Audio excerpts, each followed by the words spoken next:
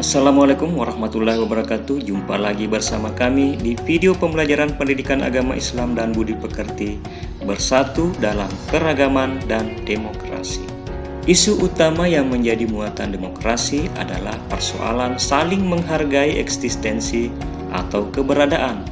Rasa ingin dihargai adalah kebutuhan alamiah atau fitrah manusia. Manusia dari suku bangsa apapun memiliki rasa ingin dihargai.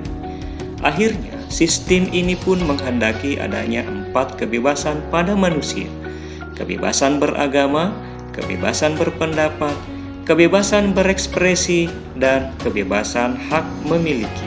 Merupakan hal yang wajar, bahkan dipandang positif, ketika setiap warga negara diberi kebebasan untuk mengutarakan ide dan pendapat demi kemaslahatan bersama, bukan untuk kepentingan pribadi maupun golongan, serta tidak memaksakan pendapat maupun kehendak yang dapat memicu berbagai pertikaian dan konflik.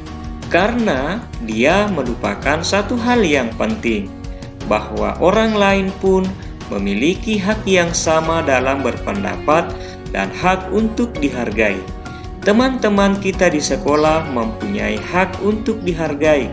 Bapak dan ibu guru, orang tua, dan semua orang yang ada di sekitar kita juga mempunyai hak untuk dihargai dan dihormati sebagaimana kita juga ingin dihargai. Ternyata, persoalan menghargai dan dihargai adalah bagian penting dari misi dakwah Islam. Seperti yang lebih muda harus menghormati yang tua, dan yang lebih tua diperintahkan untuk menyayangi yang muda.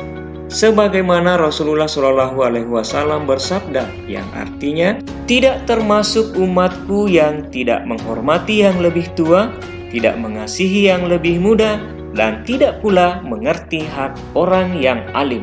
Hadis riwayat Ahmad. Lalu bagaimanakah Islam memandang demokrasi? Islam sesungguhnya tidak mengenal istilah demokrasi, karena kata demokrasi berasal dari Barat, di mana pertama muncul di Yunani kuno. Secara kebahasaan, demokrasi terdiri atas 2 kata, demos yang berarti rakyat dan kratos yang berarti kekuasaan. Sehingga secara istilah, demokrasi menempatkan kedaulatan di tangan rakyat, atau rakyatlah yang memegang kekuasaan untuk membuat aturan.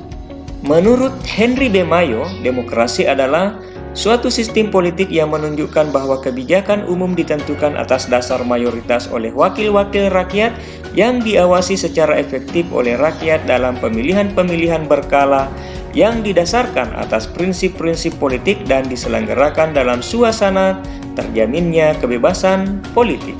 Sementara dalam Islam, demokrasi dikenal dengan istilah musyawarah atau syura. Secara bahasa, syura memiliki 2 pengertian, yaitu menampakkan dan memaparkan sesuatu atau mengambil sesuatu. Secara istilah, beberapa ulama terdahulu telah memberikan definisi syura. Di antaranya adalah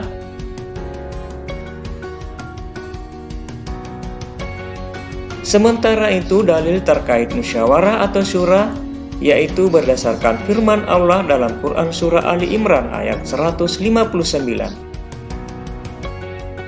Dalam ayat di atas tertera 3 sifat dan sikap yang disebut dan diperintahkan untuk dilaksanakan sebelum kita bermusyawarah, yaitu lemah lembut, tidak kasar, dan tidak berhati keras. Sedangkan sikap yang harus diambil setelah bermusyawarah yaitu memberi maaf kepada semua peserta musyawarah apapun bentuk kesalahannya, baik karena pendapatnya tidak diterima atau karena sebab lain, sehingga diharapkan tidak ada lagi dendam atau sakit hati yang berkelanjutan di luar musyawarah. Terdapat juga hadis yang mengajarkan kita betapa pentingnya akan musyawarah. Rasulullah SAW adalah orang yang paling suka bermusyawarah. Dari ayat Al-Quran dan hadis Nabi tersebut dapat dipahami bahwa musyawarah termasuk salah satu kebiasaan orang yang beriman, sehingga perlu diterapkan dalam kehidupan sehari-hari setiap seorang muslim. Sebagai muslim yang tinggal di negara dengan sistem demokrasi, hendaklah kita mengikuti dan menjalankan demokrasi sesuai dengan tuntutan Al-Quran dan Sunnah serta ijtihad para ulama.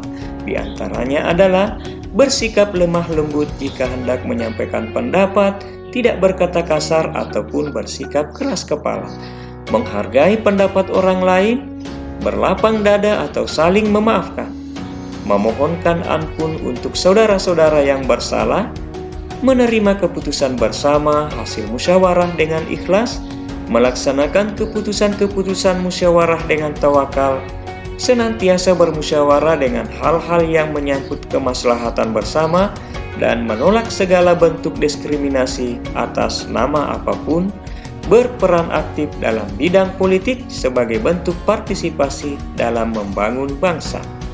Demikianlah pembelajaran kali ini, semoga bermanfaat untuk kita semua, dan sampai jumpa di video pembelajaran selanjutnya. Semangat belajar bersama Erlangga, belajar kapan saja, di mana saja. Wassalamualaikum warahmatullahi wabarakatuh.